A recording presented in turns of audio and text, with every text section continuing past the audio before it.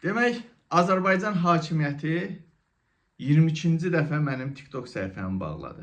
Artıq adət halını alıblar da bu hakimiyyət TikTok. Bilməm, burada məqsəd nə idi, niyə bağlayırlar? Təbii ki, bunun arxasında hamımız fikirləşirik ki, susturmaqdır. Amma mənə görə bunun arxasında nə dayanır?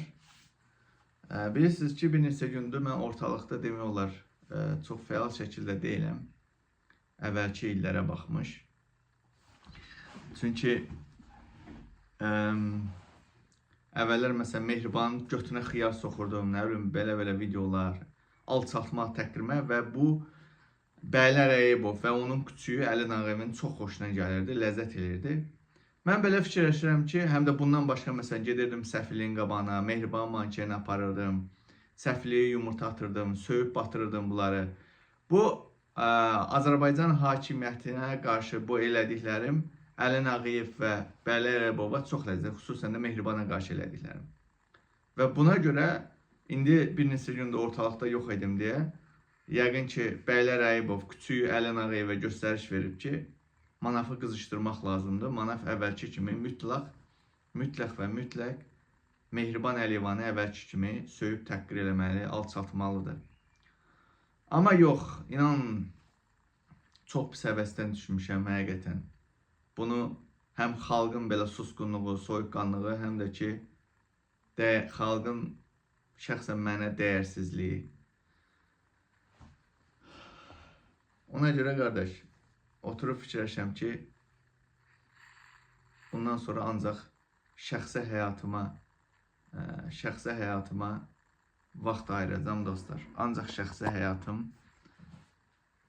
həyatımla maraqlanacağım, işləmək falan. Çünki bugün məndən eyni gələnlər, hətta məndən sonra gələnlər ilə İsveçrədə siyasilər var ki, şirkət sahibidirlər.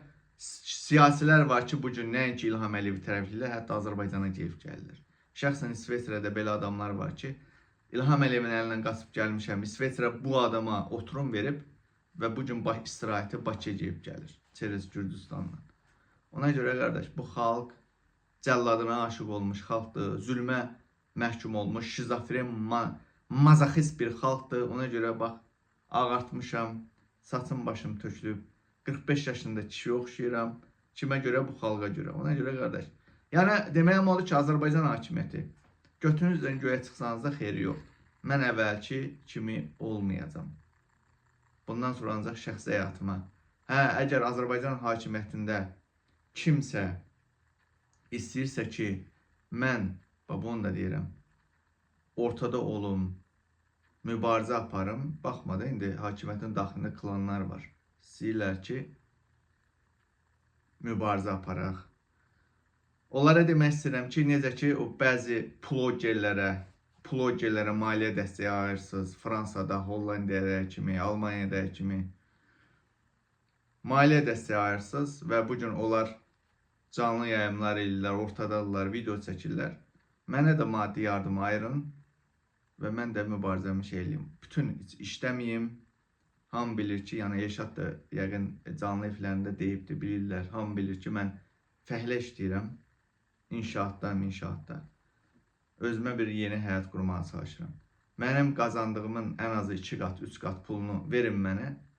İşləməyim, çıxım oturum, mübarizəmi aparım. Yoxsa belə qardaş, mənim cavanlığım gedir, mənim həyatım gedir. Bir baltaya sap ola bilməmişəm, bir yaralı barmaq işləyə bilməmişəm. Yəni özümə görə ki, yəni heç nəyim yoxdur qardaş, heç bir şeyim yoxdur. Ona görə qardaş, bağlayın, TikTokları da bağlayın.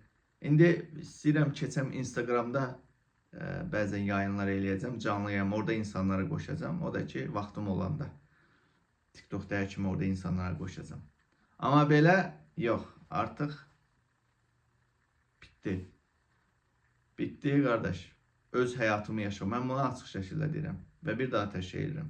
İş adamları, nə bilim, hakimiyyətin daxilindəki kimlərsə istəyirsiniz ki, ortada olum, əvvəlki kimi radikal şəkildə mübarizə aparım, problem yoxdur. Əliniz cibinizdə olsun. Mənə sponsor lazımdır, maliyyə dəstəyi lazımdır.